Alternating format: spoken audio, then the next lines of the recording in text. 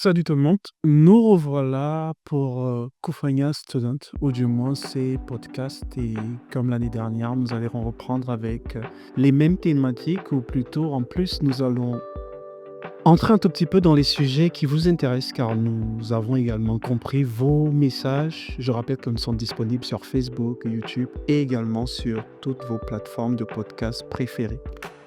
L'idée ou la vision reste la même, donner l'information à qui de droit, mais surtout par qui de droit. Et aujourd'hui, j'ai le privilège d'être accompagné par des personnes assez intéressantes. Bonjour Youssef, Bonjour Loïc. Ça va j'espère que bien? vous allez bien. Alhamdoulilah, tout va bien. Super. Alors, je rappelle que vous êtes le CEO d'Herodot Studio, qui est une plateforme, ou plutôt une start-up qui allie la technologie et la culture. Est-ce que vous pouvez nous en dire? Exactement. Donc, je suis Youssef Bouffaïd. Je suis le cofondateur et le CEO de Herodot Studio, qui est un studio de jeux vidéo qui travaille sur la mise en valeur du patrimoine à travers les jeux vidéo. Donc, le but, c'est de créer des jeux vidéo autour de la culture. Mais aussi, c'est pas juste ça, c'est de faire aussi des jeux qui se jouent réellement à l'échelle africaine et européenne. Donc, on a commencé en 2018. Nous avons fait presque 6 produits maintenant autour de ce sujet-là, mais aussi d'autres sujets aussi. Donc, le but, c'était de créer des jeux et d'élever quelque part l'industrie de jeux vidéo ici en Tunisie et surtout dans notre région. Nous avons aussi ouvert notre studio à Paris. Nous sommes en train d'être incubés à la Pleine Image. Nous étions un peu partout dans la scène un peu industrie de jeux vidéo. Donc j'étais aussi à l'Africa Games Week que tu as mentionné déjà. Et pour moi, maintenant, c'est un truc qui est en train de bouger quelque part. Très intéressant. Je rappelle que vous êtes également le coordinateur du TIC DCE, qui est un organisme gouvernemental. Vous pouvez nous en dire Ouais. plus? J'ai presque une double casquette. Donc au cours de cette année, j'ai commencé un peu d'accomplir en tant qu'expert coordinateur de projet. Donc maintenant, j'occupe cette place, cette responsabilité avec le TIC DCE. Le TIC DCE, c'est le Centre international Tunis de la culture digitale et de l'économie digitale. Donc le but, c'est un incubateur étatique, 100%, créé en 2019, qui aide un peu les gens à ouvrir leur start-up dans le monde culturel, dans le monde plutôt industrie culturelle et créative plutôt. Donc la musique, les séries, les films, la partie patrimoniale, tout ça. Donc ils accompagnent ces jeunes-là et pour créer leur start-up dans ce domaine-là. Nous étions partenaires déjà. Dès le début, on a commencé presque ensemble. Donc, et après, maintenant, j'ai cette responsabilité de faire un peu le programme Maken, because le problème d'arabe et français et anglais. Maintenant, j'ai la responsabilité de faire un peu la programmation du Maken, qui est le pôle Maken au Marsa, qui fait partie du TIC DCE, et pour accueillir un peu ces projets-là ambitieux et les accompagner avec le bon matériel, avec la bonne infrastructure. Merci. Tout ça est très enrichissant, hein. Comme vous étiez en train de dire, vous sortez tout droit de l'Afrique du Sud, au niveau des Africa Games Week. Vous étiez avec la crème du jeu vidéo en Afrique. Oui, j'étais très chanceux de faire partie de ça. J'étais très, très honoré. J'ai participé au panel. J'ai vu beaucoup de choses là-bas qui sont en train de boomer, Loïc, comme pas possible. Merci encore d'être venu. Alors j'espère que ça va aller pour vous. Vous êtes entouré de deux Loïc. Oui. Et donc à côté de vous, il y a Loïc Elombe qui nous vient de Sousse. Bonjour. Bonjour, c'est Loïc. J'espère que vous allez bien. Très bien et ravi de l'invitation. Merci d'être, c'est moi qui vous remercie d'être venu ici. Je rappelle que vous êtes un étudiant, ou plutôt un élève ingénieur, spécialité génie civil, c'est bien ça? Ouais. En plus de cela, vous êtes le coordinateur, ou plutôt le responsable de Kufanya ABL dans tout le site, c'est-à-dire sous ces environs. Ouais. Est-ce que vous êtes entrepreneur? Est-ce que c'est facile justement comme ça d'entreprendre lorsqu'on fait du génie civil? On a parfois tendance à croire que c'est plus des bureaux d'études, c'est plus déjà carré lorsqu'on fait du génie civil. Ah non, c'est pas vrai. L'entrepreneuriat, comme on le définit, c'est entreprendre, c'est donner des idées, aller d'une idée à un projet Et aujourd'hui, avec l'avancée des nouvelles technologies, le génie civil, comme on l'a vu carré, comme vous l'avez bien dit, va sortir totalement du contexte. Aujourd'hui, grâce au digital, un ingénieur peut s'auto-employer, peut devenir CEO de lui-même. Ce que j'ai fait personnellement. Donc, j'ai rejoint une boîte au CEO, LL Concept, qui veut dire Loïc Realization Concept, qui fait dans la réalisation des plans, dans l'étude de conseil des structures en génie civil. Merci encore d'être venu. Alors, comme je disais d'entame, on a des sujets assez intéressants et on va commencer, oui, on continuera à parler de tout ce qui est insertion socio-économique des migrants, des étudiants migrants en Tunisie, mais on écoute également vos commentaires et aujourd'hui on s'ouvre un tout petit peu avec un sujet qui intéresse beaucoup de personnes, c'est-à-dire le digital comme levier de croissance en Afrique, ça c'est pour la première partie, et on questionnera également le rôle des établissements dans la connexion entre les étudiants et les startups locales. Bien sûr, avec une touche un tout petit peu pour penser à nos étudiants subsahariens qui sont présents sur le territoire tunisien. Du coup, je vais commencer directement avec vous, Youssef, en tant que CEO d'Eredot. Est-ce que plutôt comment vous voyez le rôle du digital, notamment à travers les initiatives comme le gaming, la réalité virtuelle, dans la transformation de l'Afrique? Moi, je pense déjà que, merci pour la question déjà. Pour moi, le gaming, c'est le futur de l'Afrique. Donc pour moi, cette industrie-là, elle peut être une solution, que ce soit économique, que ce soit sociale, pour tout le continent. Et en commençant par la Tunisie déjà. Donc on peut voir beaucoup d'exemples qui ont fait ça. Déjà l'Afrique du Sud a commencé à faire ça. Et réellement aujourd'hui, on doit penser autrement à ces industries-là. Parce que moi, je suis plutôt le bagarreur pour ça, autour surtout des jeux vidéo et des industries culturelles et créatives plus globalement. Parce que je crois réellement, si par exemple un jeu vidéo qui réussit, avec l'aspect culturel aussi africain, ça va mettre la culture africaine et la culture par exemple tunisienne aussi à une échelle internationale. Donc ça va changer un peu les perspectives parce qu'on a un très très grand problème d'image déjà. Donc, et le jeu vidéo il joue dans ça. Par exemple, si vous connaissez God of War par exemple, God of War nous a aidé à comprendre un peu les mythologies européennes. Et pourquoi pas aujourd'hui on a un God of War ou un The Next God of War africain qui un peu immerse les joueurs dans un monde où ils adorent un peu leur identité dans un sens. Et je pense que c'est le premier problème pour moi de l'Afrique. Et c'est ce problème identitaire qui nous pousse à aller en Europe, c'est à ne pas aimer nos pays, à ne pas aimer notre continent dans un sens.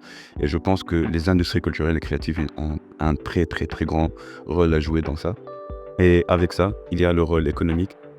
Si un jeu boom, tu sais très bien que l'industrie du jeu vidéo, c'est plus de 200 billions de dollars à l'international. Donc du coup, si on prend juste 1%, ça résout réellement tous les problèmes économiques.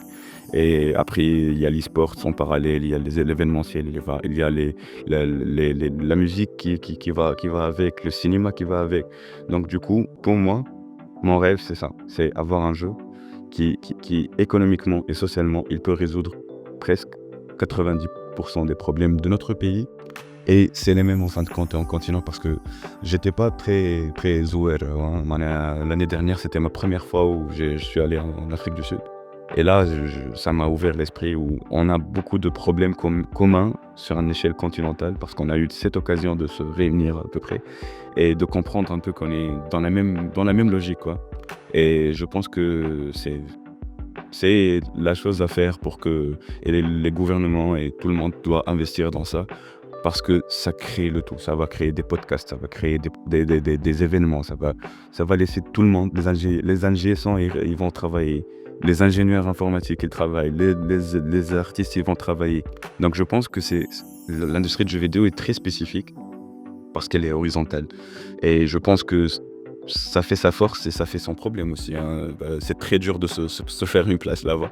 Donc du coup, je pense que c'est la meilleure chose à faire maintenant. C'est de réfléchir dans ça, c'est de faire une stratégie, que ce soit nationale et continentale et régionale, pour que ça passe à un autre niveau, parce qu'on est capable de le faire.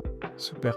Alors, vous parlez là de votre rêve, que vous êtes d'une certaine manière en train de réaliser avec Hérodote. Mais moi, j'ai envie de savoir, Il y a des défis forcément que vous avez rencontrés dans ce sens et quels sont ces défis et comment est-ce que vous pensez qu'aujourd'hui on peut faire pour y remédier ou du moins contribuer pour cette résolution en Afrique? Moi, j'ai 6 ans maintenant, en tant qu'entrepreneur et je pense que j'ai eu une bonne parcelle de ce défi, surtout en Tunisie parce que, il y a cette un peu résistance au début, surtout aux industries jeux vidéo, hein. Si tu parles à un investisseur aujourd'hui ou tu parles à à une personne, ça a changé là. En 2018, c'était autre chose.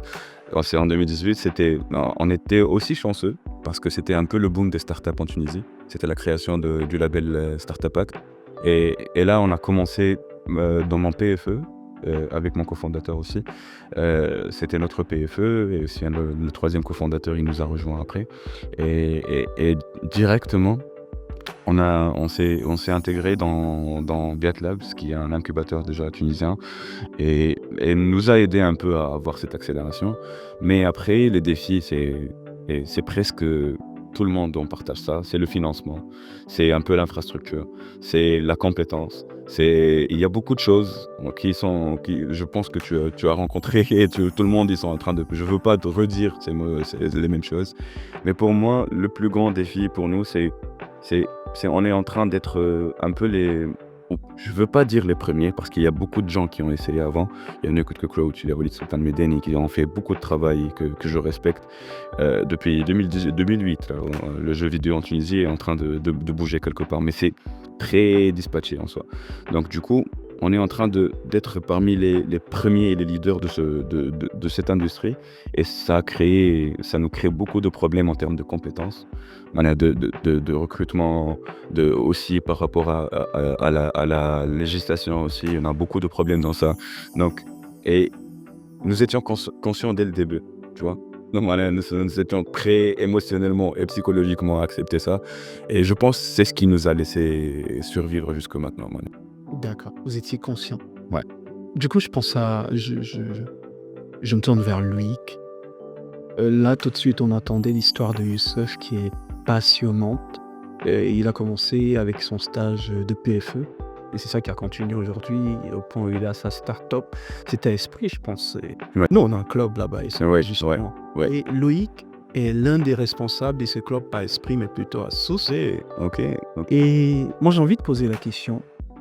Dans ton expérience avec Kouphania, ou plutôt même les initiatives que tu es en train de voir autour de tout l'écosystème à Sousse, comment est-ce que tu vois les digitales au sein de tout cela? Est-ce que c'est en train d'évoluer ou bien est-ce qu'on n'avance pas réellement? Si je me disais qu'on n'avance pas, c'est qu'on n'allait jamais être assez là. Et ça, c'est acte du digital et du haut digital. Du côté des sources, l'écosystème, il est jeune, très jeune, et ils ont beaucoup d'engouement. Donc, aujourd'hui, moi, en tant que responsable d'ABL et avec aussi toutes mes connexions, on essaie au maximum de travailler rien que sur le digital. S'il n'y avait pas de digital, vraiment, ça devait être très très compliqué de notre côté. Donc, avec ça, quand même, on essaie de renforcer. C'est pourquoi la majorité des projets à Source, vous allez voir qu'elles tournent totalement sur le digital. Que ce soit ceux qui font dans l'industrie, que ce soit ceux qui font dans le digital, tout le monde se tourne vers le digital pour essayer de donner cette touche personnelle à son idée de projet. Parfait.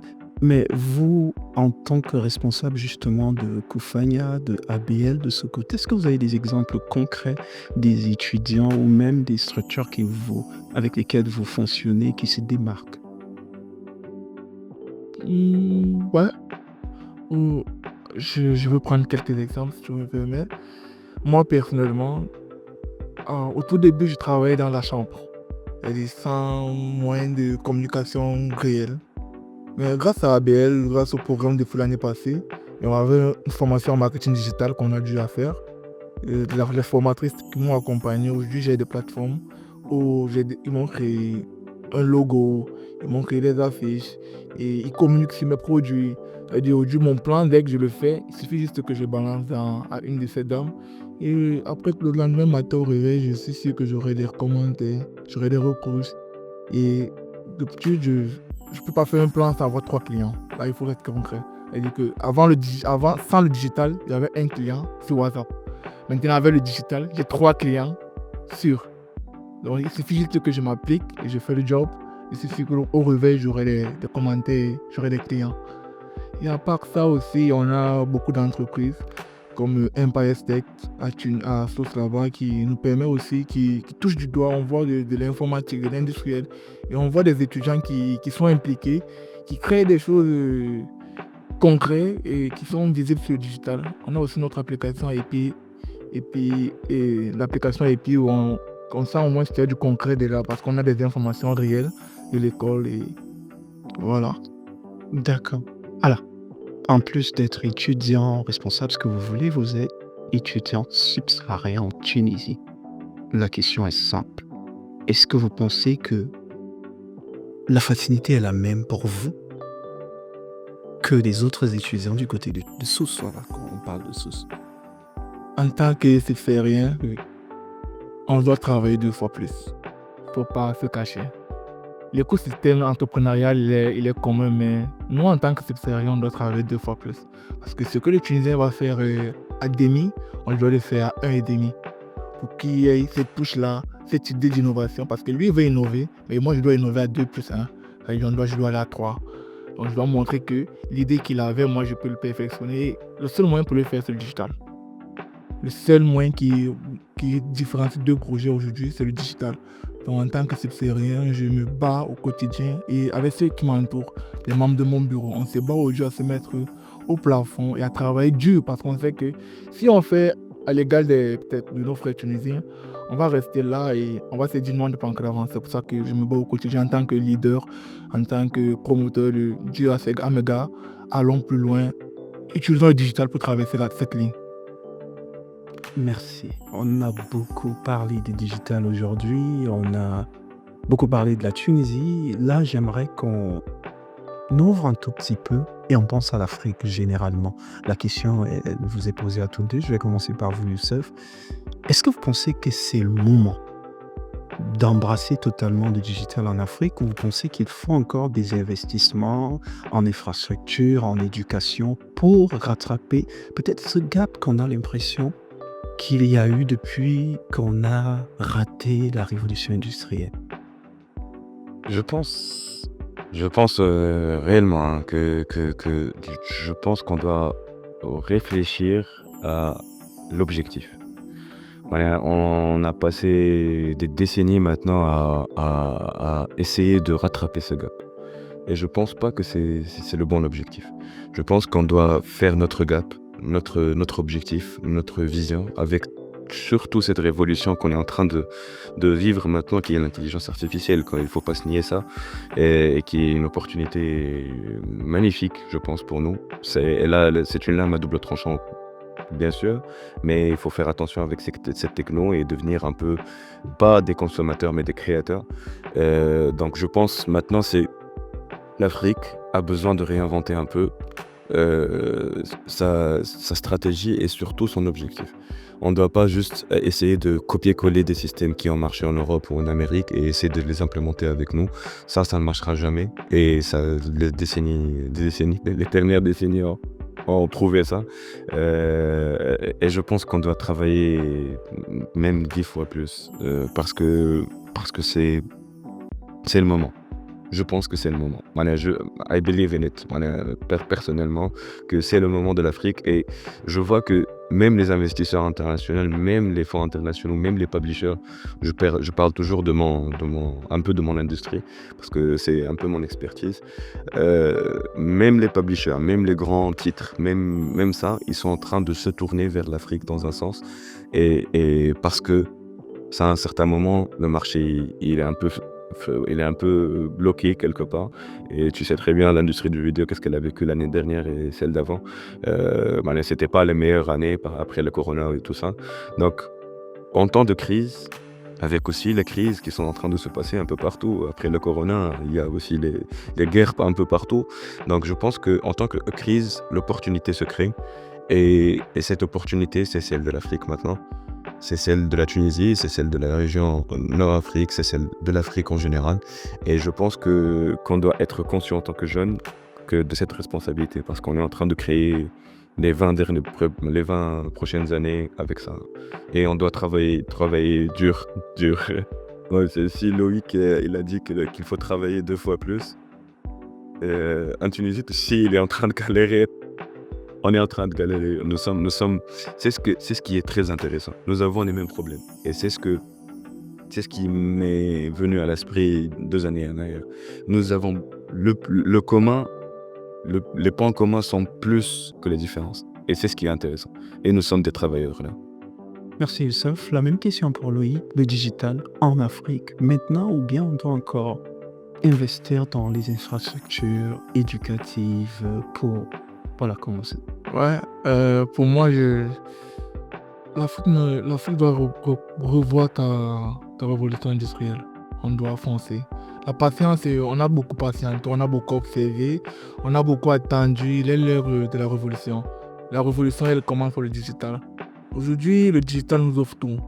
En manière sur le plan scolaire, financier, sanitaire. Pourquoi on doit encore patienter? On doit foncer. On est des travailleurs, comme Youssef l'a dit, on est des travailleurs. On a du potentiel. On a des intellectuels qui travaillent en Europe, dans le monde. Ces intellectuels, ils ont faim, ils veulent travailler en Afrique. Donc, on veut travailler. On ne va pas attendre. Monsieur Loïc, si je te reposais la question, on va attendre combien d'années? Est-ce que je pourrais me donner un chiffre? Non. Il dit que dès qu'un enfant doit naître, il doit comprendre qu'il est en train de travailler. Parce qu'on doit travailler pour l'Afrique. L'Afrique, c'est nous. L'Afrique, c'est pas celui qui va venir après nous. C'est nous qui devons faire là maintenant. Et si on peut, on va dire, ok, on avait laissé quelque chose du digital à 1 plus N, et lui, il va continuer. Donc, on doit travailler. Pas question de se poser les questions, qui va faire le travail? Non, on doit travailler. On doit travailler, donc c'est ce que moi je retiendrai de cette première partie où vous étiez en train de parler du digital comme levier de croissance pour l'Afrique. Mais qui dit digital dit également start-up, dit même start-up. Et en parlant de start-up, vu que nous sommes Kufaya Student, on va penser aux étudiants et on se demande, est-ce que justement les établissements dans lesquels nous fréquentons facilitent cette collaboration, plutôt cette connexion entre nous étudiants, nous deux qui l'avons été, Loïc qui l'est encore, et les startups locales. Du coup, je vais commencer par de toi, Loïc. Dans ton rôle à Kufaya, je prends toujours, est-ce que vous voyez directement le rôle? Est-ce que vous pensez que les établissements scolaires jouent ce rôle, universitaires jouent ce rôle de connexion entre vous, étudiants, et les startups locales? En gros, non. Faut pas aller des gens à l'achat, en gros, non. Et alors que c'est le meilleur point focal pour ça, mais en gros, non. Si on doit compter sur tous les établissements, publics et parapublics en Tunisie, peu sont ceux qui le font. Vraiment, moi je vais prendre le cas de Sousse. C'est tellement faible de voir en une année, voir peut-être un forum d'entrepreneuriat jeune. Jamais. Moi je pense que l'année passée, grâce à Kufaya, on a pu créer quelque chose. Parce qu'on a pu réunir une cinquantaine de jeunes par des formations. Et on a vu qu'ils avaient faim de l'entrepreneuriat, ils avaient faim de certaines startups qui voulaient approcher. Donc, je vois qu'en termes de collaboration université et startup locale, il y a un déclic total. Alors, vu qu'on dit que le digital, c'est par là, c'est par ces startups qu'on va justement développer notre continent, comment est-ce que vous pensez qu'on peut améliorer les choses pour cette connexion? Je parle toujours de la connexion. Premièrement, j'ai pensé à plusieurs idées que je partage toujours avec les responsables de l'école, de toutes les écoles ressources. Il faut créer des hackathons. Des hackathons où on va inviter ces startups-là, déjà. Des startups, que ce soit du digital, que ce soit Et on va lancer ces hackathons où chaque étudiant crée une idée de projet. Parce que le projet, c'est l'idée. Si on passe une idée de projet sur un hackathon de 2 jours, on va voir des choses peut-être magnifiques qu'on ne saurait même dire. Le deuxième point, c'est de structurer la collaboration école-startup. Sur quelle base je vais dire cela? Ça veut dire que la start-up a une idée de projet réelle et peut-être sur 9 mois d'études, elle décide de travailler avec trois étudiants tout le long du processus de la fabrication du projet. Si c'est peut-être dans le cadre du marketing digital, le cadre du bâtiment, c'est-à-dire on va prendre un étudiant dans le cadre du marketing digital, on va prendre un projet réel, peut-être pour un client, on va essayer de le transformer avec l'étudiant qui va voir le réel, donc il va voir l'impact du projet, les tenants et les aboutissants du projet, les inconvénients du projet, les risques du projet, jusqu'à la réalisation. Et à la fin, ça serait facile pour l'étudiant. Et c'est gagnant-gagnant, parce qu'à la fin, l'étudiant peut être pris dans la start-up, et après, ça crée comme ça fait un réseautage. Donc, les prochaines années, l'étudiant va dire, OK, dans mon école, il y a 2 gars qui sont encore plus bons, et ça fait 2 stages pour l'école. Et ça résout le problème des stages, parce qu'aujourd'hui, le problème des stages en Tunisie, c'est un réel problème, parce qu'on dit, avec la conjoncture et tout ce qui entre dedans, c'est difficile de voir les entreprises dire qu'ils vont donner un stage complet en étudiant, mais avec ce système, même les startups vont se voir gagnant dedans parce qu'ils auront déjà des produits finis. C'est difficile d'arriver dans une entreprise où on doit tout recommencer à zéro. On se pose la question, est-ce que celui-ci a compris le concept? Mais si on prend un projet réel, l'étudiant, il est dedans, il est dans le bain, il se dit qu'il est dans l'entreprise, il peut faire des erreurs, on va le corriger, c'est un projet réel. On lui montre aussi les inconvénients du projet. Je pense que là, on va résoudre un grand problème au niveau de cette connexion école-startup. Merci Loïc. Alors vous Youssef, moi je pose la question sur 2 volets. Premièrement, peut-être même 3 volets.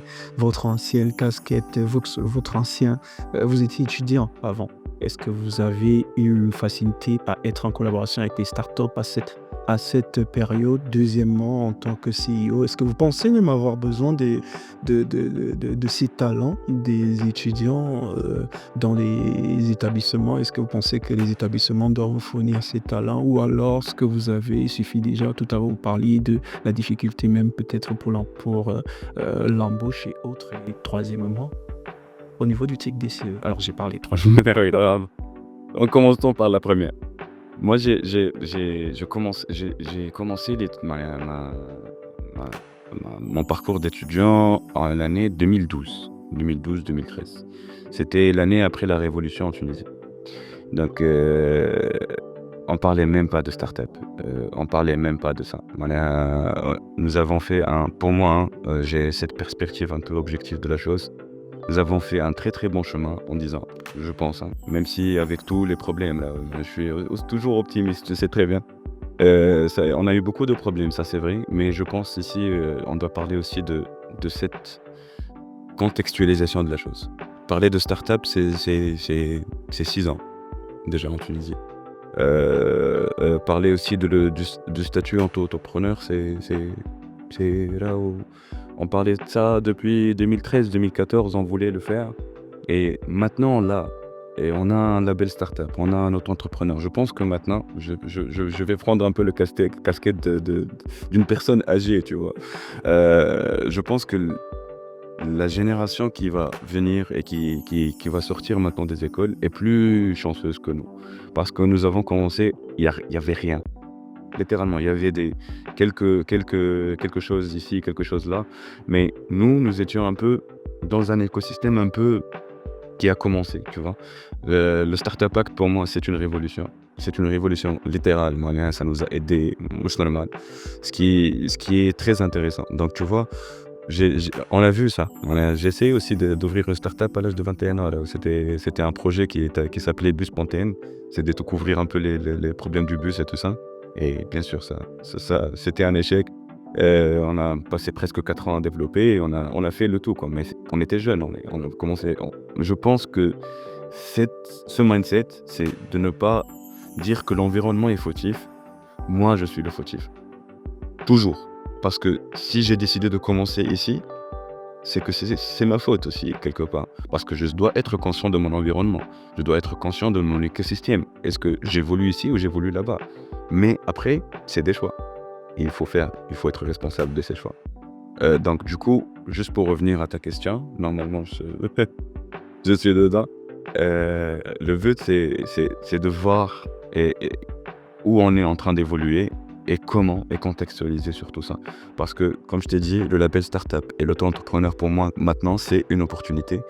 Même si ça a pris beaucoup de temps, même si on a fait beaucoup d'erreurs, j'ai fait beaucoup d'erreurs, l'écosystème a fait beaucoup d'erreurs. Mais je pense, le point qui va tout résoudre, c'est un écosystème. Un écosystème complet qui s'entraide réellement. Parce que ça a commencé comme ça en 2018. Là, en 2019, le Startup Hack, on était maximum une centaine de startups. On se voyait toujours. On était en train de parler ensemble et tout ça. Et l'écosystème était un peu en train de naître, tu vois. On a perdu un peu ça parce qu'apparemment ça s'est agrandi et tout ça. Mais je pense qu'on doit revenir à ce point-là où tout le monde doit avoir cette logique de partage de connaissances, de partage d'expériences, de comment on peut s'entraider pour atteindre ces objectifs-là, parce que le but est commun. Hein. Si quelque part une start-up tunisienne, elle réussisse, on va tous être gagnants par rapport à ça. Et c'est ça, ce mindset qu'on a eu dès le début, tu vois.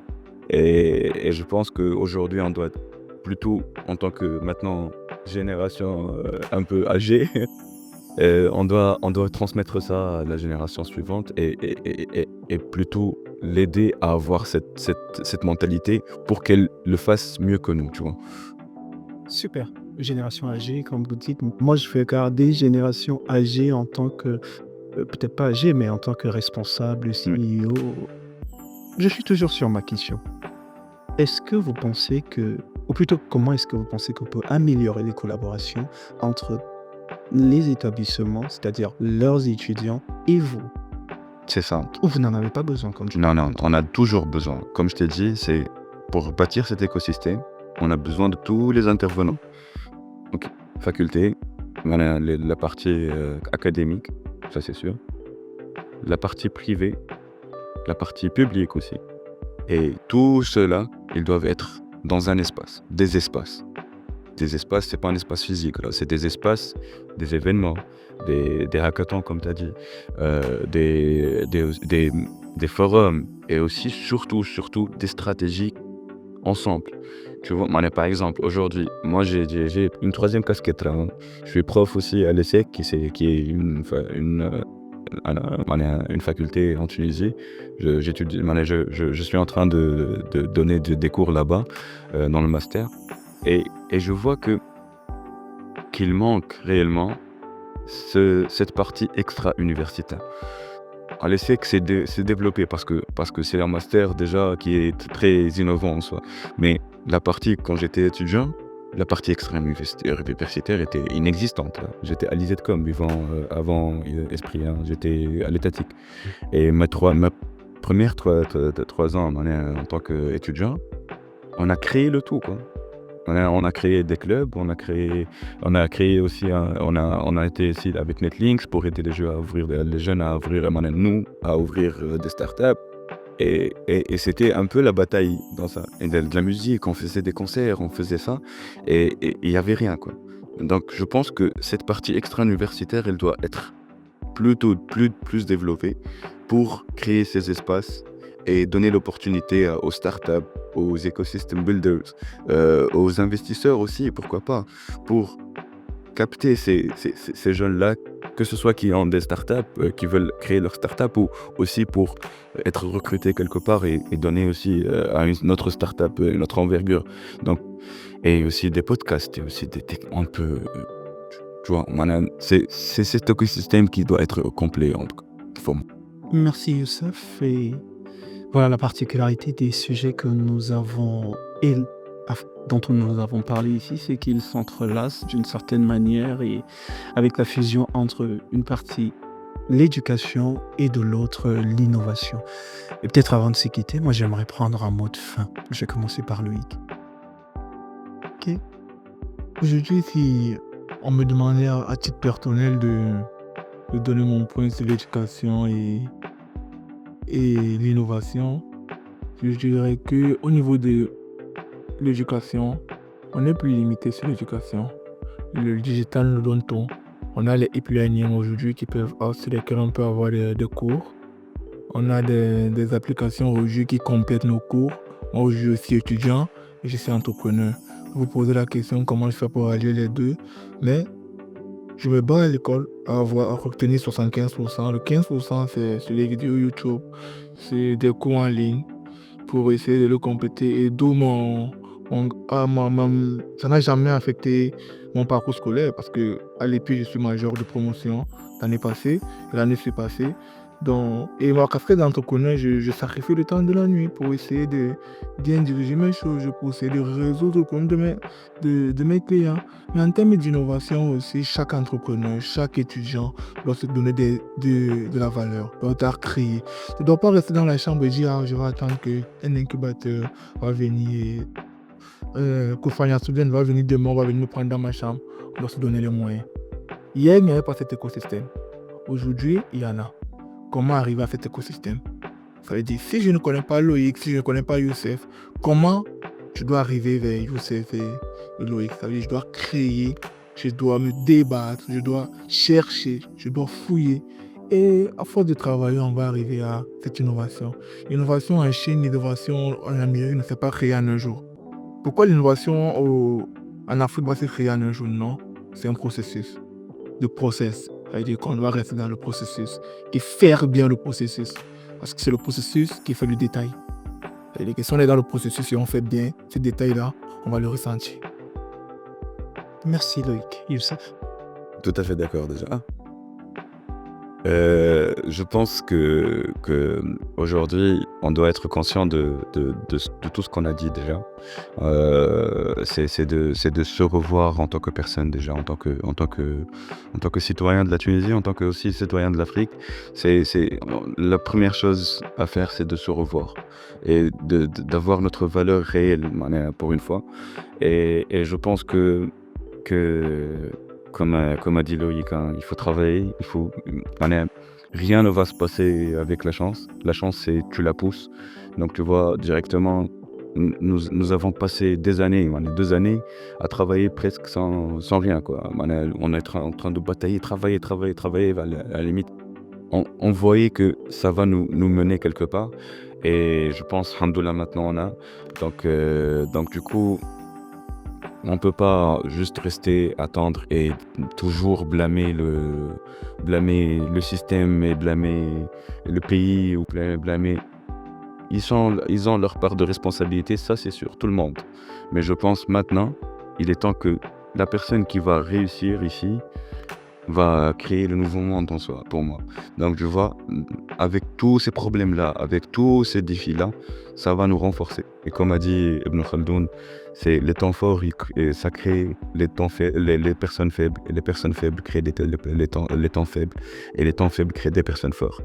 Et je pense que maintenant, nous sommes les personnes fortes, et nous sommes capables de relever tous les défis, et nous sommes compétents surtout, et avec le digital, comme a dit Loïc aussi, tout est accessible. On peut apprendre quoi que ce soit. Moi, je fais du montage aussi maintenant. Donc, je suis ingénieur informatique. J'ai fait le business, le marketing, j'ai fait le développement, j'ai pas réussi la 3D, ça c'est impossible. Mais sincèrement, juste pour conclure, tout est faisable. C'est juste une question de mindset et surtout, c'est ce mindset collaboratif qu'on doit avoir et enlever toutes nos différences et aller vers ce monde qu'on rêve, quoi. Et c'est tout. Enlever toutes nos différences et aller Ouais. vers ce monde qu'on rêve. Très belle parole. Loïc également était en train de nous parler du travail. Continuer à travailler. Merci à tous de nous avoir écoutés. C'était Koufania Student pour sa reprise. C'était le premier épisode de ces podcasts. Nous sommes toujours disponibles sur Facebook, YouTube et toutes vos plateformes de podcasts préférées. On se dit pour la prochaine fois. On n'oubliera pas de remercier nos partenaires, la Fondation Friedrich Naumann pour la liberté et dire que ce projet est mis en œuvre par l'association African Business Leader.